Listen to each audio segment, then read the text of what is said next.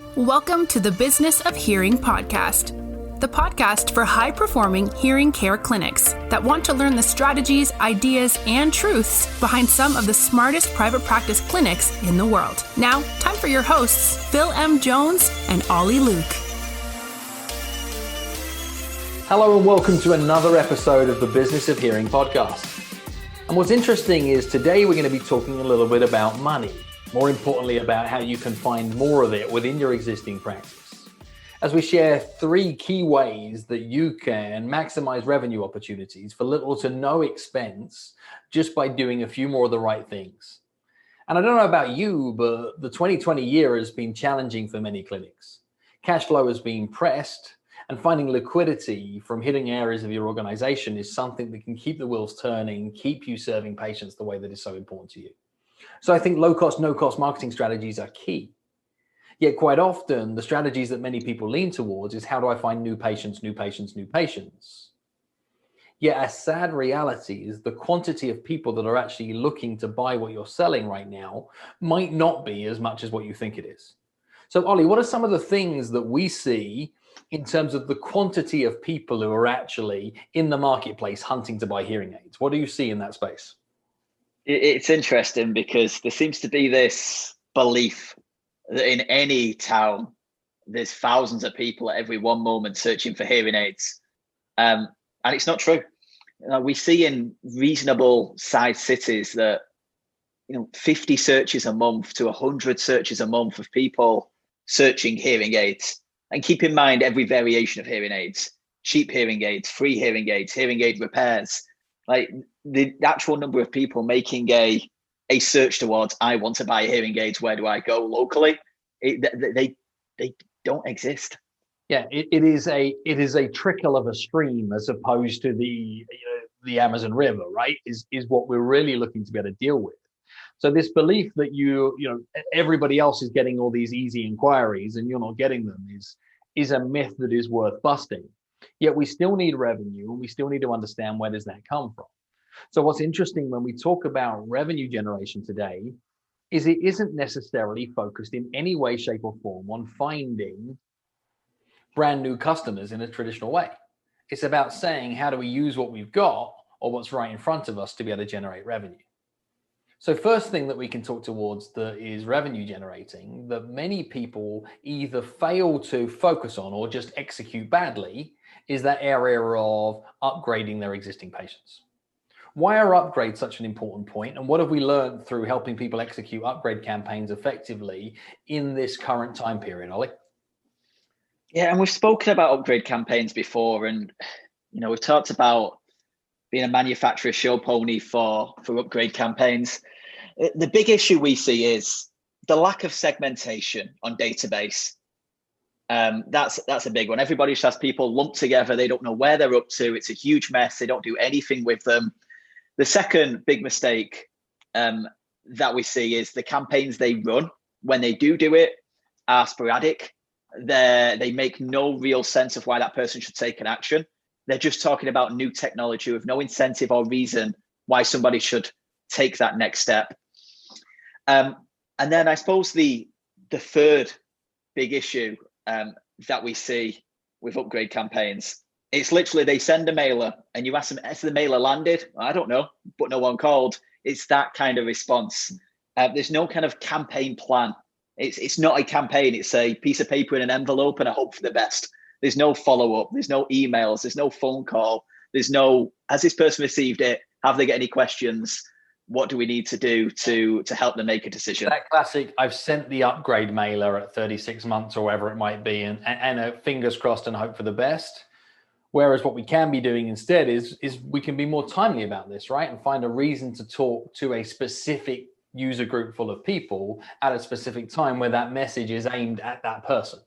Because it isn't why people should upgrade, it's why you should upgrade at that given moment in time for what purposes are. And we talk about trying to find reasons to upgrade. The biggest barrier that people have towards upgrading their technology is typically, what do I do with the old ones? I paid $5,000, $6,000, $7,000 for these years ago, and you're now telling me I need to spend this sum of money again. What do I do with these old ones? And please don't tell me like use them or keep them as a spare, right? That would never fly in the motor industry. It would never fly, in fact, in any other industry, is to keep these as a spare. What you really want to be doing is to find a reason or a cause or something that can be done with those other devices. You know, we've seen so many intelligent things through like buyback campaigns, through through to the ability of being able to be part of beta tests, to help showcase new technology, be part of a trial that is going to be of some use back towards the industry as a whole. But the upgrade needs to come with a curiosity gap in there, right? Not certainty, something that says, I want you to try. And I think we miss a giant opportunity. I would say to every clinic right now is, if you've got 500 past patients, you could bet your bottom dollar that at least 50 of those at any given period of time should be wearing something new. And that is your job to figure out, how do you get them into something new and how do you make it count? And sometimes this is about looking at lifetime value of customers too. I was running a discussion with a clinic the other day, and I was talking to them about revenue over a 10-year period of time. And they'd never even considered that as a discussion before. See, if you take a 10-year period of time and somebody buys 1.5 set of hearing aids and your retail price point is $6,500, within 10 years, you've got $6,500. Yet you've done all of this service, all of these touch points, all of this maintenance, etc. And you had that money up front and you spent it right back a long time ago. You build a process right where upgrades are part of it. You talk to people like real human beings. It's possible in a 10-year period of time to get 3, 4, 5 transactions out of somebody. Let's say that the first transaction is $6,500, but the second one brings you a net margin of $5,500, and then $5,500, and then $5,500, and then $4,500 even.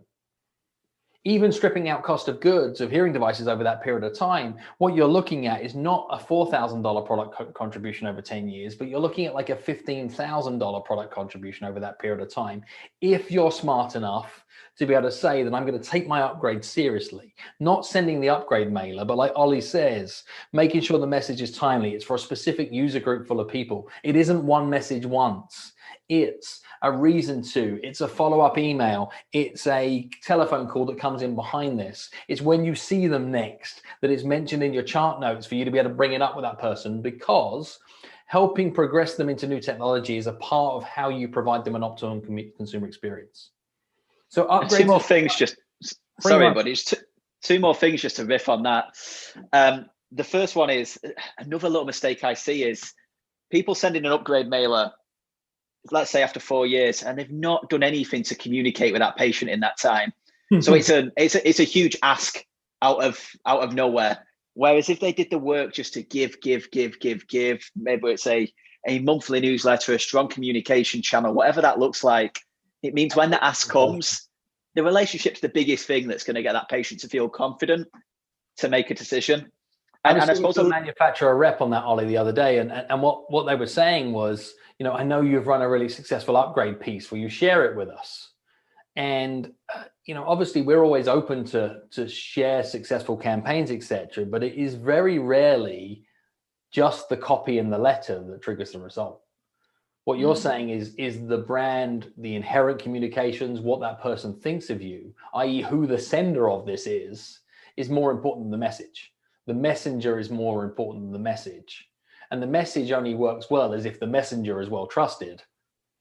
And being somebody who stays in regular communication with your patient over a period of time. If you want a letter to work, send valuable letters over that period of time for all sorts of different things. Birthdays, anniversaries, key ask for them to be involved in stuff that has nothing to do with them buying from you. Come road test a new accessory when it shows up so you can write about it with authority, etc., without asking them to buy stuff. And then what happens is they feel like they belong to something, and then your ask comes across better. And a little thing on the actual mailer as well, like a big lesson we've learned is many of the upgrade campaigns in this industry try to sell. And the aim of that should just be initiate a conversation. That's all you're looking to do. Get that patient to raise their hand, show some interest, and come in. From there, you can do what you need to do. But most of the mailers do all the heavy lifting. They're like trying to get the mailer to almost sell that in 500 words. It's absolutely crazy. So let's look at a second way we can generate some revenue. And I think we're talking about some form of service plan, extended care package that comes at the end of somebody's inclusive care period of time, right? So many products are sold with a 1 year, 2 year, 3 year care package of follow-up visits, of warranties, of loss of damage, etc. And those periods of time come towards an end, and many clinics find themselves in limbo land. So what could you do there to generate revenue, Ollie? Yeah, like you said, many of us just continue to care and then feel a little bit awkward about it, or awkward about asking for money. And what many of our members are doing now is introducing extended care packages, where after that time is up, the line is in the sand. The patient knows about this because it's been spoken about from the outset. And then from there, you've almost got a package that a patient can step into. So let's say a few $100 per month, $365 a year, $1 a day, and from there you're covered. You've got your warranty, you've got your, if you need anything, we're here. If you need repairs, if you need cleanings, it's almost that safety blanket that's very easy for a patient to say yes and step into. And for pretty much every listener right now, you've probably got a list of, a few hundred patients that are out of warranty, that are in that limbo land, that a very simple email, mailer, phone call, however you need to get that message to them and invite them to step into this, would be a very easy decision for them to say yes to, yet they've never been presented with it. So there's just like cash sat in the list, which sounds like a very marketing-y, salesy term to use, but it's so true. And what would I think about this as is how many times in a restaurant have you ordered a dessert because somebody came and said, what would you like for your dessert? Like, you wouldn't have proactively gone out of your way to get that thing, but the simple invitation at the right time means that sometimes you take them up on that offer. And it's nothing more than that, right? It's just letting them know that this is the point in the transaction they've got to, and here is the invitation for them to make. But avoid calling it an extended warranty. Do the work to productize this as an additional annual service, line item everything that people are getting for their money, include hearing tests, include what you do to be able to do preventative maintenance, how you'll assist them with warranty claims, in-house repairs, what you do to be able to replace domes, filters, etc. Build it out as the biggest honest bundle that you can so that people can see what they're getting for their money. And you'll be surprised that what you might even be able to do between this month and next month just to drive some incremental revenue through your organization. And third thing that is almost a no cost, low cost way of being able to drive revenue is focused on a way that you can find new patients in really quite a creative way. And what we're talking about is referral partnerships. Many people in the industry get a steady stream of referrals from physicians, right? From primary care physicians sending people across, or ENT arrangements as a referral partner that point people in your direction.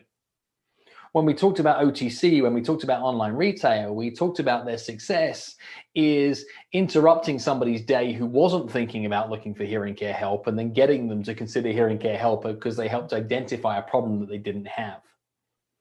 You can do the same on a very local level by creating referral partnerships. My guess is within arm's reach of your clinic are dozens of other independent business owners that serve the exact type of person that you're looking to serve. I don't care whether it's a veterinarian, whether it's a restaurant, whether it's a dentist, it could even be a local car garage. It could be all sorts of different types of businesses that they have a trusted communication channel out to their customer base and could be very open to accepting an offer from you for their customers. So if you want to be able to explore opportunities of reaching new people, do the work to be able to expand on relationships with people that have access to potential future patients and see what you can do to communicate and offer down that pipe of communication, meaning that you can open some doors. Now, that could well be some form of comprehensive hearing evaluation that they are marketing out towards their customer base on your behalf.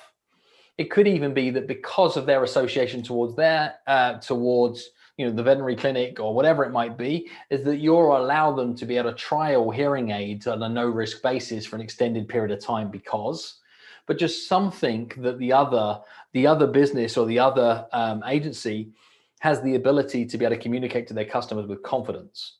And you might find that that is a very, very, very viable way of you being able to start new conversations with people that you wouldn't have been able to reach in any other way. Ollie, where have you seen things like that work in other industries? Oh, good point. So, you can see affiliate partners, like businesses are built on affiliate partners of good relationships who serve customers that they want, that they build relationships with, make it easy for them to do business with, and almost sit in that middle ground and push people in that direction. You see it from a localized perspective often, especially around the time of COVID, when businesses had to group together, especially small high street businesses, where the local takeaway is now partnering with the local liquor shop because they're going to do a combination here. And then when businesses pull together, it almost just creates this kind of bigger splash, and means that when one of them they market everyone. It's just kind of a win-win for everybody involved. Yeah. And a simple way of being able to activate this is if you could think of 5 other businesses that you respect locally that serve your kind of patients. If you did the work to say that we're going to create a leaflet, a flyer that is coupon related, where what you went looking for is you asked those 5 other businesses to provide you with an offer that you could provide to your patients, that in turn is the 6th box is an offer that you can provide to theirs, and you go print up a few thousand of those leaflets, and then you introduce that leaflet to your patients and you ask the other 5 businesses to do the same. There could be this giant local value add where what you're doing is you're putting your brand in front of other people with an offer that is exclusive just towards that almost collaboration of other businesses locally. So think about referral partnerships broader and wider than just primary care or ENT, and start to understand how collaboration is what's going to allow you to be able to acquire new patients in a more proactive way, and not this I'm running a billboard or a radio ad and I'm crossing my fingers and hoping. What I'm doing is I'm starting more conversations with people who aren't thinking about using us because of the fact that I'm utilizing relationships that I can create in my communities. So we had 3 ways of generating new revenue, right? Without any additional outside spend. And Ollie, they were what? Upgrades? They were upgrades, extended care packages, and then local referral partners. Okay. So there are 3 things that people can act upon straight away. And we want to try and keep it that way in the Business of Hearing podcast, is to provide you tangible, practical things that you can do, as well as sparking some thoughts and ideas in your own mind about how you run your practice. There are a million things that are in your control that will allow you to better outperform competition. So shift the focus away from what everybody else is up to and towards the action steps that you can be taking today that allow you to move your practice forward. Thanks for listening. Till next time, I've been Phil Jones. And I've been Ollie Luke. Thank you very much. And there we have it. That is a wrap. Thank you so much for listening to the Business of Hearing podcast.